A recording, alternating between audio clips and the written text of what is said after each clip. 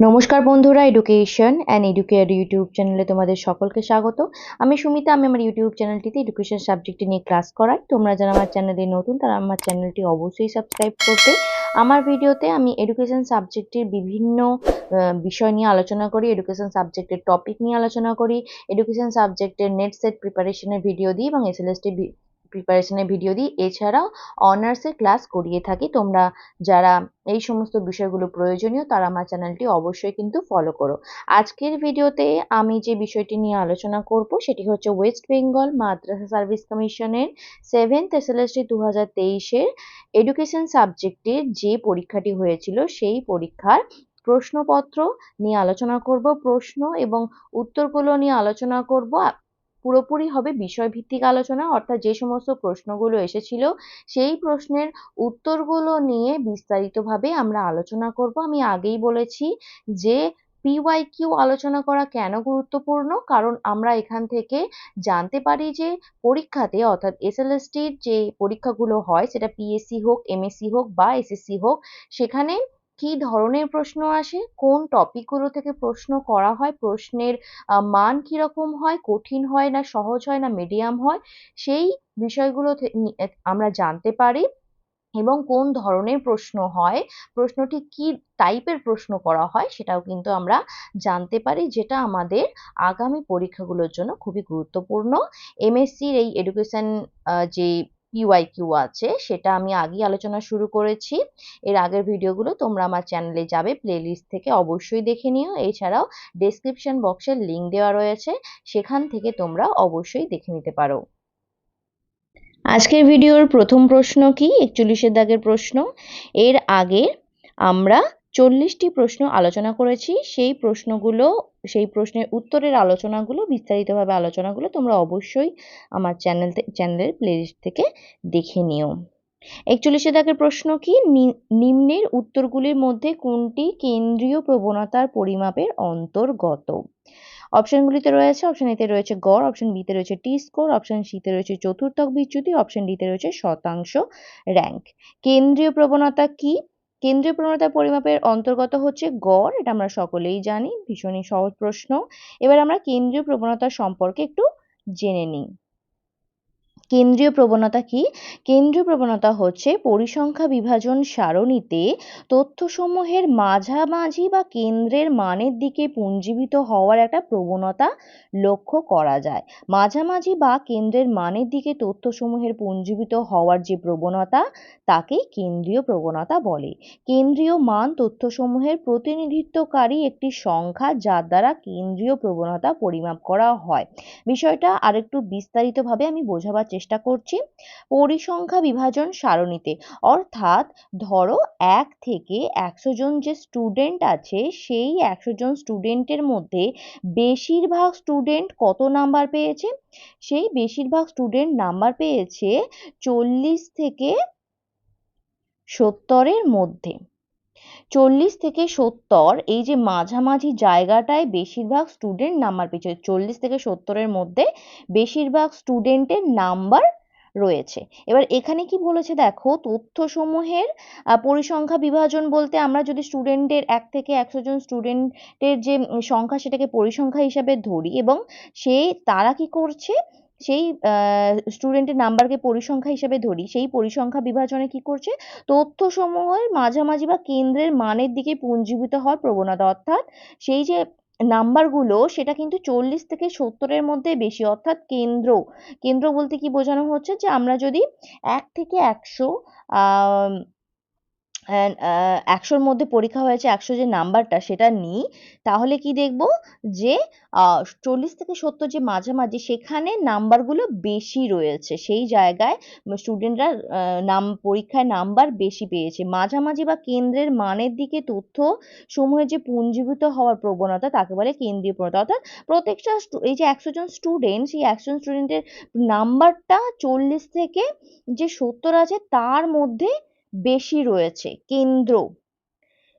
এখান থেকে যদি আমরা 1 থেকে 100 নাম্বার ধরি, সেখানে আমরা কি দেখব, যে স্টুডেন্টের যে নাম্বার সেটা 40 থেকে 70-এর মধ্যে বেশি রয়েছে, 40 থেকে 70-এর মধ্যে বেশি রয়েছে, বেশি রয়েছে। তাহলে এই যে কেন্দ্রের মধ্যে মান অবস্থান করছে, যে কেন্দ্রের মধ্যে নাম্বারটা বেশি রয়েছে, অর্থাৎ তথ্যসমূহের কেন্দ্রের মানের দিকে পুঞ্জীভূত হওয়ার প্রবণতা হচ্ছে কেন্দ্রীয় প্রবণতা। এই কেন্দ্রীয় মান তথ্যসমূহের প্রতিনিধিত্বকারীটি সংখ্যা দ্বারা কেন্দ্রীয় প্রবণতা পরিমাপ করা হয়। এই প্রতিনিধিত্বকারী সংখ্যা কি কি দ্বারা নির্ণয় করা হয়? আমরা কি জানি যে কেন্দ্রীয় প্রবণতা 3টি পরিমাপ রয়েছে: গাণিতিক গড় বা মিন, মধ্যক বা মিডিয়ান, প্রচুরক বা মোড, যাকে ভূশিষ্টকও বলা হয়, মিন, মিডিয়ান, মোড। এই মিনটা কি? মিনটা হচ্ছে যে গড় নাম্বার, 40 থেকে 70-এর মধ্যে যে গড় নাম্বারটা, সেটাকে বলা হচ্ছে মিন। মিডিয়ান কি? মিডিয়ান হচ্ছে একেবারে মধ্যস্থলে যে নাম্বারটা অবস্থান করছে, মধ্যস্থলে যে পরিসংখ্যাটা অবস্থান করছে সেটা। আর মোড কি? মোড হচ্ছে এই জায়গাতে পরিসংখ্যাটা বেশি, এই জায়গাতে বেশিরভাগ স্টুডেন্ট নাম্বার পেয়েছে, এই যে বেশি পেয়েছে মানে সংখ্যাটা, সেটাকে বলা হচ্ছে মোড। তাহলে কেন্দ্রীয় প্রবণতার যে 3টি মান রয়েছে সেটা হচ্ছে মিন, মিডিয়ান, মোড। আমাদের প্রশ্নে গড় অ্যান্সার হবে। নেক্সট যে প্রশ্নটি রয়েছে 42-এর দাগের প্রশ্ন, কোএফিসিয়েন্ট অফ কোরিলেশনের মানগুলি নিম্নের কত সংখ্যার মধ্যে থাকে? অপশন এতে রয়েছে -1 2 +1, অপশন বিতে রয়েছে +2 2 +10, অপশন সিতে রয়েছে 0 2 +1, অপশন ডিতে রয়েছে -1 2 0। আমাদের প্রশ্ন অনুযায়ী কোএফিসিয়েন্ট অফ কোরিলেশন এর মানের সংখ্যাটি হচ্ছে, অপশন এ সঠিক উত্তর হবে -1 2 +1, -1 2 +1। এবার আমরা একটু প্রশ্নটা আলোচনা করে নিই। কোএফিসিয়েন্ট অফ কোরিলেশন বলতে আমরা কি বুঝি? প্রথমে আমাদের কোরিলেশন বা সহসম্বন্ধ বা সহগতি কি সেটা জানতে হবে। সেটা কি? যদি দুটি চলরাশি বা ভ্যারিয়েবলস পরস্পরের সঙ্গে এমনভাবে সম্পর্কিত হয় যে একটির পরিবর্তন ঘটলে অপরটির পরিবর্তন হয়, তখন তাকে দুটি রাশির মধ্যে বলা যেতে পারে সহগতি রয়েছে, অর্থাৎ সহগতির সম্পর্ক রয়েছে। কি রকম? এখানে একটি উদাহরণ দেওয়া হয়েছে যে একটি বৃত্তের ব্যাসের কমা বাড়ার সঙ্গে সঙ্গে তার পরিধি কমে বাড়ে, এবং অর্থাৎ ব্যাস ও পরিধি পরস্পরের সঙ্গে সম্পর্কিত। শিক্ষাক্ষেত্রে বুদ্ধি ও গণিতে পারদর্শিতা পরস্পরের মধ্যে সম্পর্কিত। খুব সহজ করে বলতে গেলে কি বোঝায়? যে যদি শিক্ষার্থীর বুদ্ধি বেশি হয় তাহলে তার গণিতে পারদর্শিতা বেশি হবে, বা অর্থাৎ দুটির মধ্যে একটা সম্পর্ক রয়েছে, দুটির মধ্যে একটা সম্পর্ক রয়েছে।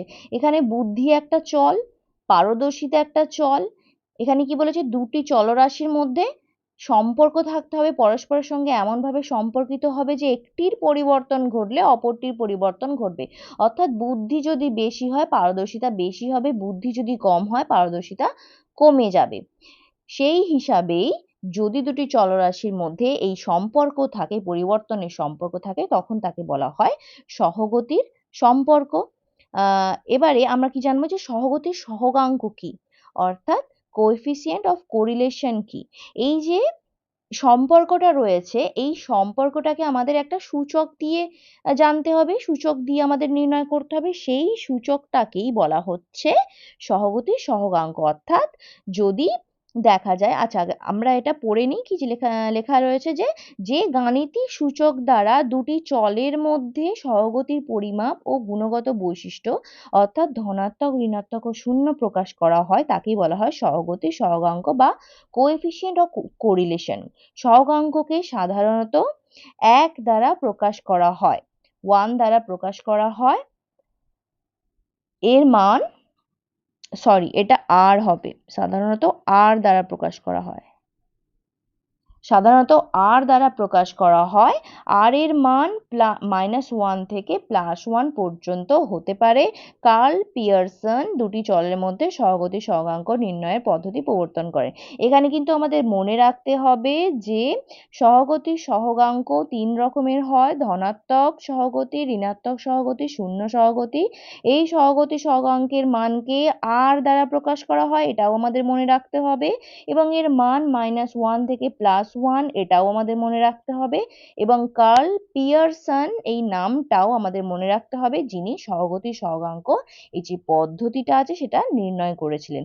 এবারে যে গাণিতিক সূচক দ্বারা এই দুটি চলের মধ্যেকার সহগতি পরিমাপ করা হয় সেটা ধনাত্মক হতে পারে, ঋণাত্মক হতে পারে, শূন্য হতে পারে।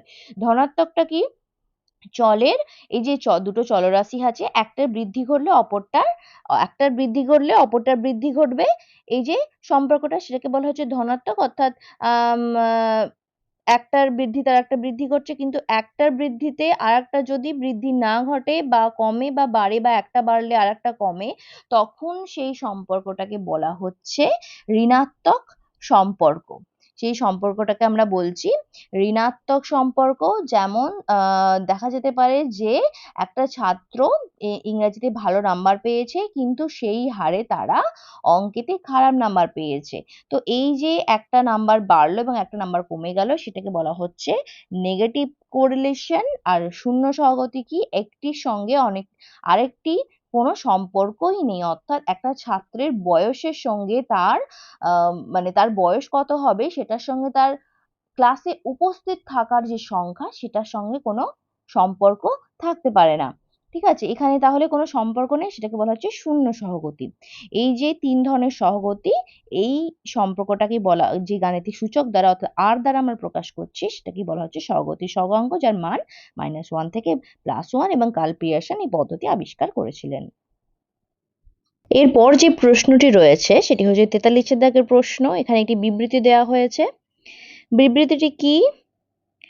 যে বলা হচ্ছে এক্সে বলা হচ্ছে যে কোনো শিক্ষামূলক অভিক্ষার যথার্থতা নির্ণয় নির্ভরযোগ্যতা পর্যাপ্ত শর্ত নয়, কারণ আর অর্থাৎ রিজনে বলা হচ্ছে যে কোনো অভিক্ষার যথার্থতা নির্ভর করে অভিক্ষার উদ্দেশ্যের প্রাসঙ্গিকতার উপর। নিচের বিকল্প থেকে সঠিক কোডটি নির্ণয় করুন। 4টি অপশন দেওয়া হয়েছে। এবার আমাদের এখানে বুঝতে হবে যে এই যে দুটো বিবৃতি দেওয়া হয়ে রয়েছে, সে দুটোর মানে আমাদের বুঝতে হবে যে কি বলতে চাওয়া হয়েছে।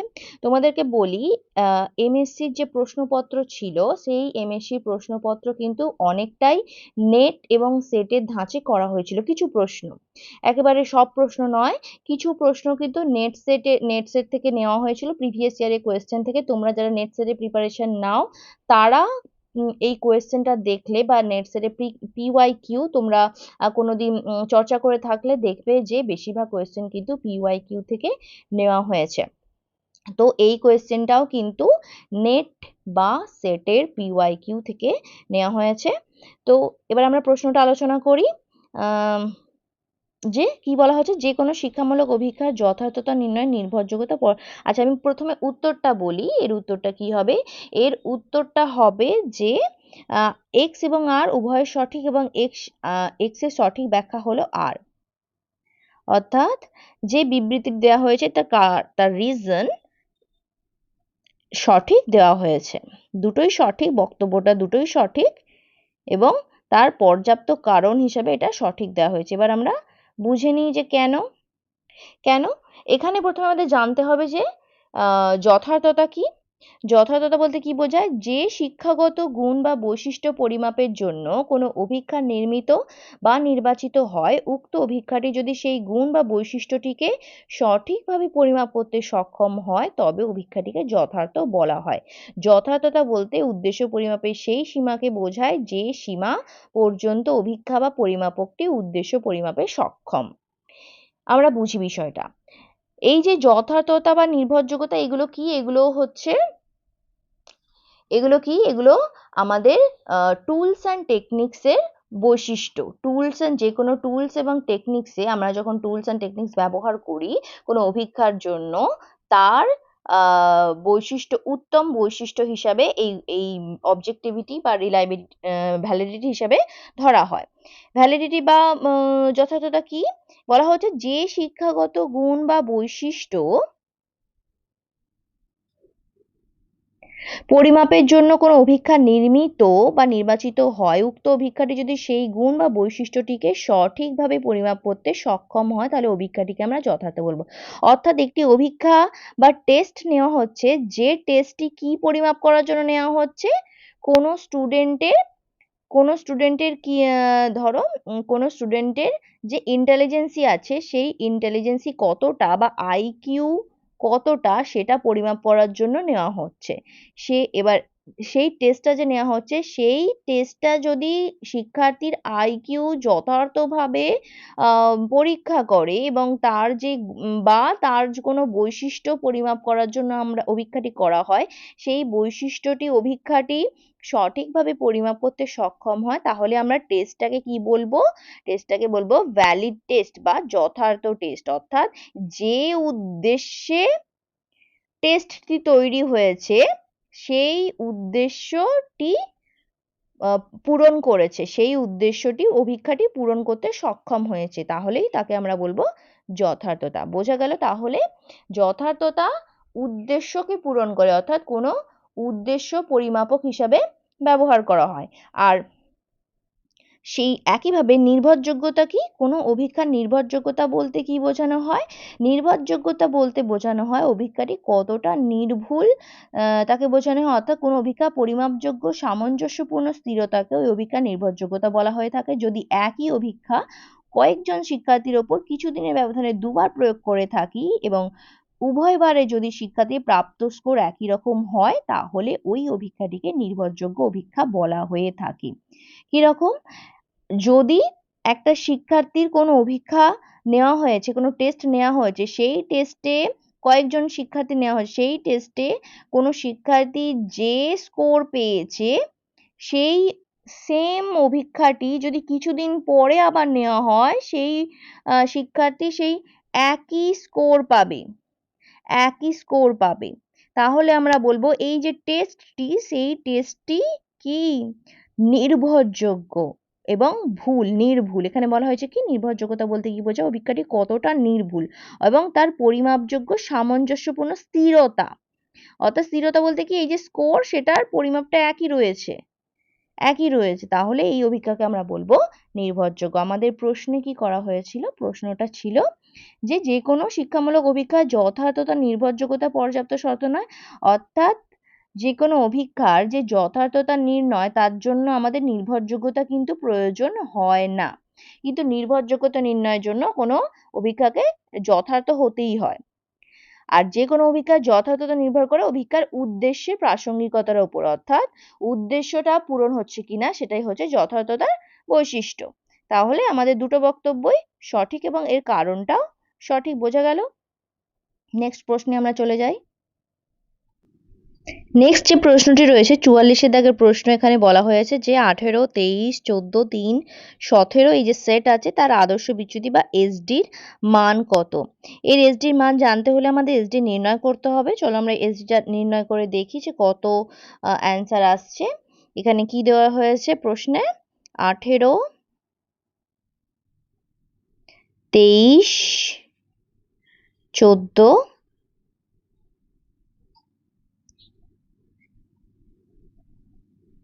3, 17।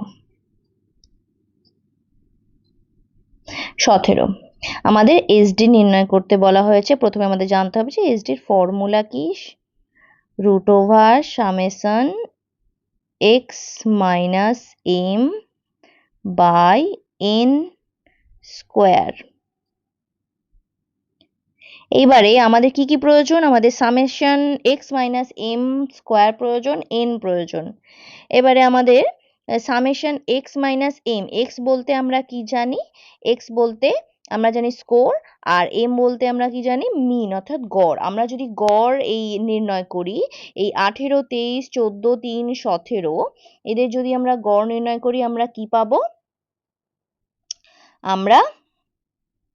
আমরা কি জানি? গড় হচ্ছে গড়ের ফর্মুলা হচ্ছে সামেশন এক্স বাই এন, অর্থাৎ আমরা কত গড় পাবো? আমরা পাবো হচ্ছে, এগুলোকে যদি আমরা যোগ করি, 75 বাই এন কত? 5, 5টি স্কোর আছে 5, কত আসছে?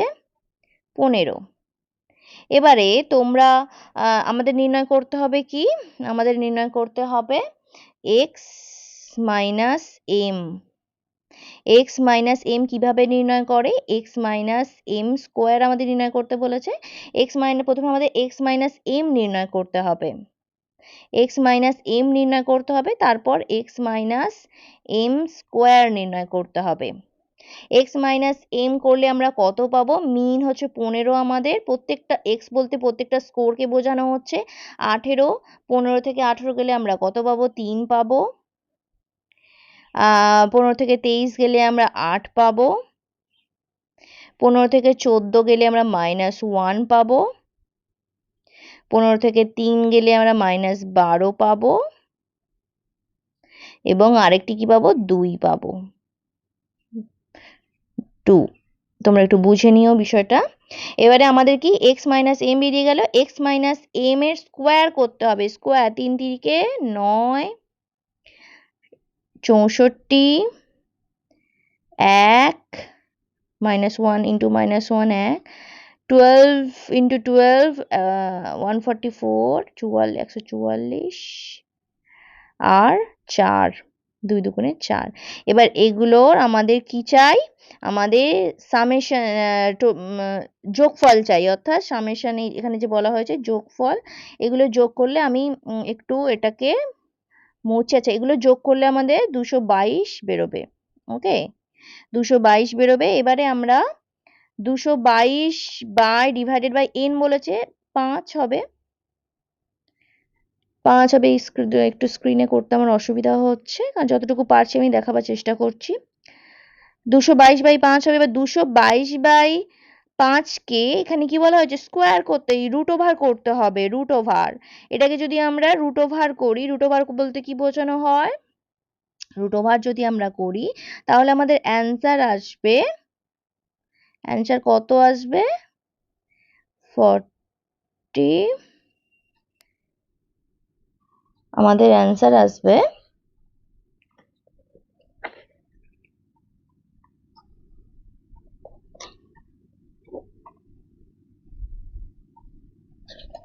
6.66, 6.66। তোমরা একটু খাতায় করে নিলে দেখতে পাবে যে 222 বাই 5 কে 222 বাই 5 কে যদি আমরা রুট ওভার করি তাহলে আমাদের 6.66 অ্যান্সার আসছে, 6.66 অ্যান্সার আসবে। আচ্ছা, তাহলে আমাদের প্রশ্ন অনুযায়ী অ্যান্সার কত হচ্ছে, 6.66, অপশন এ, অপশন এ সঠিক উত্তর, অপশন এ সঠিক উত্তর। এরপর যে প্রশ্নটি রয়েছে সেটি হচ্ছে 45 দাগের প্রশ্ন, নিম্নোক্ত কোনটি একটি মৌলিক পরামর্শদানের দক্ষতা নয়। অপশনগুলি রয়েছে, অপশন এতে রয়েছে বিশ্বাস স্থাপন, অপশন বিতে রয়েছে সক্রিয় শ্রবণ, অপশন সিতে রয়েছে পরীক্ষা গ্রহণ, অপশন ডিতে রয়েছে অকৃত্রিমতা বা বিশুদ্ধতা। এখানে প্রশ্ন অনুযায়ী আমাদের অ্যান্সার হবে পরীক্ষা গ্রহণ, অপশন সি সঠিক উত্তর হবে। এবার আমরা আলোচনা করে নিই যে কেন অপশন সি সঠিক উত্তর, এবং পরামর্শ দান সম্পর্কে একটু জেনে নিই। পরামর্শ দান বলতে আমরা কি বুঝে থাকি, যে পরামর্শ দান হচ্ছে এমন একটা, বা কাউন্সিলিং হচ্ছে এমন একটা পদ্ধতি যেখানে কোনো ব্যক্তি তার সমস্যা নিয়ে কোনো একজন ব্যক্তির কাছে যান, অভিজ্ঞ ব্যক্তির কাছে যান, এবং সেই অভিজ্ঞ ব্যক্তি তার যে ব্যক্তিগত সমস্যা আছে সেই সমস্যাকে সমাধান করতে সাহায্য করে থাকেন। পরামর্শ দান বা কাউন্সিলিং কিন্তু নির্দেশনার একটি অংশ বা নির্দেশনার একটি উপকরণ। এটা কিন্তু আমাদের মনে রাখতে হবে। অনেক সময় প্রশ্নে থাকে যে পরামর্শ দান নির্দেশনা একই, বা পরামর্শ দান নির্দেশনা পরামর্শ দানের অংশ, কিন্তু সঠিক উত্তরটা কি, সঠিক উত্তর হচ্ছে পরামর্শ দান বা কাউন্সিলিং হচ্ছে নির্দেশনার একটি অংশ বা উপকরণ, টুলস অফ গাইডেন্স। কাউন্সিলিং কি, টুলস অফ গাইডেন্স, অর্থাৎ নির্দেশনার একটি অংশ, এটা আমাদের অবশ্যই মনে রাখতে হবে। তাহলে পরামর্শ দান যিনি করবেন, অর্থাৎ তাকে তো অবশ্যই অভিজ্ঞ হতে হবে। কাউন্সিলিং যিনি করবেন কোনো ব্যক্তিকে আমি পরামর্শ দিচ্ছি, তার সমস্যার সমাধান করতে সাহায্য করছি, অবশ্যই আমাকে দক্ষ হতে হবে, অবশ্যই আমাকে অভিজ্ঞ হতে হবে। তো অভিজ্ঞ হতে হবে। সেই অভিজ্ঞ ব্যক্তির কোন কোন গুণগুলো থাকতে হবে? তার বোঝার শক্তি থাকতে হবে, তাকে সহানুভূতিশীল হতে হবে, শান্ত স্বভাবের হতে হবে, তাকে দয়ালু হতে হবে, তাকে সামাজিক বুদ্ধিসম্পন্ন হতে হবে এবং তার শ্রবণ দক্ষতা থাকতে হবে, তার শোনার যে দক্ষতা, তিনি সমস্যাটা যে শুনবেন সেই দক্ষতা থাকতে হবে, বোঝার দক্ষতা থাকতে হবে, ধৈর্য থাকতে হবে এবং বন্ধু ভাবাপন্ন হতে হবে, সহ্য করার শক্তি থাকতে হবে। তো এই যে গুণগুলো, সেই গুণগুলো একজন পরামর্শদাতার মধ্যে অবশ্যই থাকবে। পরামর্শদাতার আবশ্যিক গুণ বা দক্ষতা কোনগুলো হতে হবে? এমপ্যাথি হতে হবে, অর্থাৎ কোনো সমবেদনা, এমপ্যাথি বলতে আমরা সমবেদনা বুঝি, সমবেদনা জানাতে হবে যে কোনো ব্যক্তির যে সমস্যা রয়েছে সেই সমস্যাটাকে তাকে নিজের সমস্যা হিসেবে বুঝতে হবে। শ্রবণ দক্ষতা থাকতে হবে, অবশ্যই সমস্যাটাকে শোনার মতো দক্ষতা থাকতে হবে। পার্সোনালিটি বা ব্যক্তিত্ব থাকতে হবে। যোগাযোগ দক্ষতা বা কমিউনিকেশন স্কিল, অর্থাৎ তাকে কথাগুলো শুনে সেগুলো বুঝতে হবে এবং তার সমস্যাটা সমাধান করতে হবে। পর্যবেক্ষণ দক্ষতা থাকতে হবে, সততা ও গোপনীয়তাও অবশ্যই থাকতে হবে। এছাড়াও আরো অনেক দক্ষতা রয়েছে। সেই দক্ষতাগুলো যেমন বললাম, সামাজিক বুদ্ধিসম্পন্ন হতে হবে, দয়ালু হতে হবে, শান্ত স্বভাবের হতে হবে, বন্ধুভাবাপন্ন হতে হবে। সমস্ত গুণই একজন পরামর্শদাতার মধ্যে থাকবে। আমাদের প্রশ্ন অনুযায়ী যে প্রশ্নটি করা হয়েছিল যে এখানে প্রত্যেকটি গুণই রয়েছে। বিশ্বাস স্থাপন, সক্রিয় শ্রবণ হতে হবে, বিশুদ্ধ হতে হবে, কিন্তু পরীক্ষা গ্রহণ কোনো পরামর্শদাতার বা পরামর্শ দানের কোনো বৈশিষ্ট্য নয়। এর পরের প্রশ্নটি রয়েছে 46 দাগের প্রশ্ন। এখানে রয়েছে কোন দর্শন মতে শৈশব গ্রহণযোগ্য হবে নিজের প্রয়োজনে এবং শিশুর মতোই হওয়া উচিত। অপশনগুলিতে রয়েছে, অপশন এ তে রয়েছে ভাববাদ, অপশন বি তে রয়েছে প্রয়োগবাদ, অপশন সি তে রয়েছে প্রকৃতিবাদ, অপশন ডি তে রয়েছে বাস্তববাদ। প্রশ্নটি কি বলা হয়েছে যে কোন দর্শন মতে, কোন ফিলোসফি অনুযায়ী শৈশব গ্রহণযোগ্য হবে নিজের প্রয়োজন এবং শিশুর মতোই হওয়া উচিত। এখানে কাকে গুরুত্ব দেওয়া হয়েছে? শিশুকে। আমরা জানি যে কোন দর্শনে শিশুকে গুরুত্ব দেওয়া হয়েছে, কোন দর্শনে শিক্ষার্থীকে গুরুত্ব দেওয়া হয়েছে, সেটা হচ্ছে কি প্রকৃতিবাদ দর্শনে। প্রকৃতিবাদ দর্শনে বলা হয়েছে যে একজন শিশুকে নিজের মতো বাড়তে দিতে হবে, তার পরিবেশে সে ইন্দ্রিয়ের মাধ্যমে নিজের ইন্দ্রিয়কে কাজে লাগিয়ে সে জ্ঞান লাভ করবে, সেটা প্রকৃতিবাদী দর্শনে বলা হয়েছে। অপশন সি হবে সঠিক উত্তর। প্রকৃতিবাদী দর্শন সম্পর্কে আমরা একটু জেনে নিই। প্রকৃতিবাদী দর্শনে প্রকৃতিই চরম সত্তা এবং পরম সত্য, প্রাকৃতিক নিয়মই প্রকৃতির চালিকা শক্তি। প্রকৃতিবাদীরা কি বিশ্বাস করে? প্রকৃতিবাদীরা আধ্যাত্মিক মূল্যবোধকে কোনো গুরুত্ব দেয়নি। এই মতবাদে বলা হয়েছে প্রকৃতির মূল্যবোধ উপলব্ধি করতে হলে ব্যক্তিকে প্রকৃতির সঙ্গে অভিযোজন করে বেঁচে থাকতে হবে, কারণ মানুষ প্রকৃতিরই অংশ। রস কি বলেছেন? রস বলেছেন শিক্ষা শিশুর স্বাভাবিক বিকাশকে উৎসাহিত করে। শিক্ষা তখনই সার্থক হয় যখন শিশুর স্বাভাবিক প্রকৃতি, শক্তি, প্রবণতা সামান্য সহায়তায় স্বাধীনভাবে বিকশিত হয়। হারবার্ট স্পেন্সার, ফ্রয়েবেল, পেটসালস্কি এরা প্রত্যেকেই প্রকৃতিবাদী ছিলেন। এরা কি বলেছিলেন? প্রমুখ বিভিন্ন সময় তাদের শিক্ষা চিন্তায় প্রকৃতিবাদী মতবাদের আংশিক প্রয়োগ করেন এবং তবে রুশো হলেন এই বিষয়ে চরমপন্থী। রুশো একজন প্রকৃতিবাদী ছিলেন। প্রকৃতিবাদী দার্শনিকের নামগুলো আমাদের অবশ্যই মনে রাখবে: রুশো, পেটসালস্কি, ফ্রয়েবেল, স্পেন্সার, রস, এরা প্রকৃতিবাদী দার্শনিক ছিলেন। এছাড়াও ছিলেন রবীন্দ্রনাথ ঠাকুর, মহাত্মা গান্ধী। রবীন্দ্রনাথ ঠাকুর, মহাত্মা গান্ধী এদের চিন্তা প্রকৃতিবাদ, প্রয়োগবাদ সবকিছুর মিশ্রণ ছিল। ঠিক আছে। শিক্ষাবিদও শিক্ষায় অকৃত্রিমতা ও প্রকৃতি প্রাণময়তাকে সযত্নে লালন করেছেন। প্রকৃতিবাদী নীতি কি? Follow the nature. এই মতাদর্শে শিক্ষা শুধুমাত্র শিশুকেন্দ্রিক নয়, শিশু অভিমুখী। অর্থাৎ এখানে প্রকৃতিবাদীতে শিশুকে গুরুত্ব দেওয়া হয়েছে। শিশু তার ইচ্ছা অনুযায়ী তার আত্মপ্রকাশ ঘটবে, সে প্রকৃতির মধ্যে থেকে নিজ ইন্দ্রিয়ের মাধ্যমে জ্ঞান লাভ করবে।